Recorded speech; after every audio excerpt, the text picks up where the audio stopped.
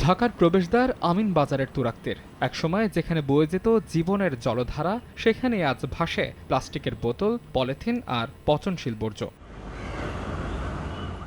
বিশ্বের অনেক দেশ বর্জ্যকে আর সমস্যা হিসেবে দেখে না, দেখে সম্পদ হিসেবে। পুনর্ব্যবহার, রিসাইক্লিং এবং বর্জ্য থেকে বিদ্যুৎ উৎপাদনের মাধ্যমে তারা শুধু পরিবেশ রক্ষা করেনি, গড়ে তুলেছে নতুন অর্থনৈতিক সম্ভাবনা। ঢাকা শহরে প্রতিদিন উৎপন্ন হয় কয়েক হাজার টন বর্জ্য। এর বড় একটি অংশ শেষ পর্যন্ত চলে যায় ল্যান্ডফিলে। অথচ এই বর্জ্য থেকে উৎপাদন করা সম্ভব বিদ্যুৎ, জৈব সার কিংবা বিকল্প জ্বালানি। বহুবার ঘোষণা এলেও বাস্তব অগ্রগতি খুবই সীমিত। আমিনবাজার ল্যান্ডফিলে বর্জ্য থেকে বিদ্যুৎ উৎপাদনের জন্য নেয়া কোটি টাকার প্রকল্প দীর্ঘদিন ধরে কার্যত স্থবির। অন্যদিকে দক্ষিণ সিটির মাতোয়াইল ল্যান্ডফিলেও এখন দৃশ্যমান কোনো কার্যক্রম শুরু করতে পারেনি সংশ্লিষ্ট কর্তৃপক্ষ। লাইভ বয় কিনে কল দাও টোল ফ্রি নম্বরে আর এক নিঃশ্বাসে গোল বলে জিতে নাও ফিফা বিশ্বকাপ 2026 এক্সক্লুসিভ পুরস্কার। চায়না কোম্পানি যারা এটাকে বর্জ্য থেকে বিদ্যুৎ উৎপাদন করবে তারা ইতিমধ্যে কাজ শুরু করে দিয়েছে।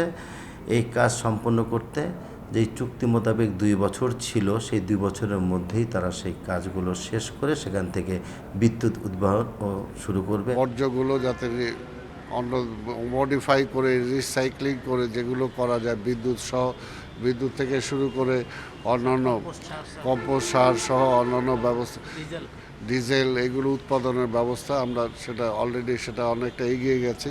উন্নত বিশ্বের অনেক শহরে বর্জ্যকে উৎস পর্যায়ে 3 বা ততোধিক ভাগে আলাদা করা হয়। ফলে পুনর্ব্যবহার সহজ হয়, কমে ল্যান্ডফিলের চাপ এবং পরিবেশও থাকে নিরাপদ। তাই তো বিশেষজ্ঞরা বলছেন, উৎসস্থলেই বর্জ্যের পৃথকীকরণ, বর্জ্যের পুনর্ব্যবহার বাড়ানো এবং সর্বোপরি নাগরিক সচেতনতা তৈরির বিকল্প নেই। রাষ্ট্রের উচিত ছিল এই যে এত পরিমাণ মানুষের এত পরিমাণ বর্জ্য, এটাকে সম্পদে রূপান্তর করার কথা। সেটার জন্য প্রথমেই প্রয়োজন ছিল উৎসে পৃথকীকরণ করার জন্য রাষ্ট্রের নাগরিকদের সাথে সম্পৃক্ত হওয়া। জৈব অজৈব মিক্সড ক্যাটাগরি আলাদা কিভাবে সেটাকে আমরা রিউজ করব।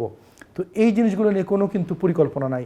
ঢাকার বর্জ্য শুধু পরিচ্ছন্নতার প্রশ্ন নয়, এটি জনস্বাস্থ্য, পরিবেশ এবং ভবিষ্যৎ প্রজন্মের জন্য একটি বাসযোগ্য নগরী রেখে যাওয়ার প্রশ্ন।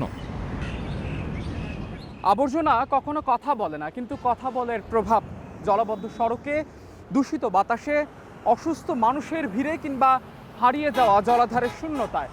এখন প্রশ্ন উঠছে, এই বর্জ্যকে আমরা শুধুই কি ময়লা ভাববো, নাকি এটিকে দেখাবো জাতীয় সম্পদ হিসেবে, যা সঠিক ব্যবস্থাপনা হতে পারে বিদ্যুৎ, হতে পারে জ্বালানি কিংবা অর্থনীতির নতুন সম্ভাবনার নাম।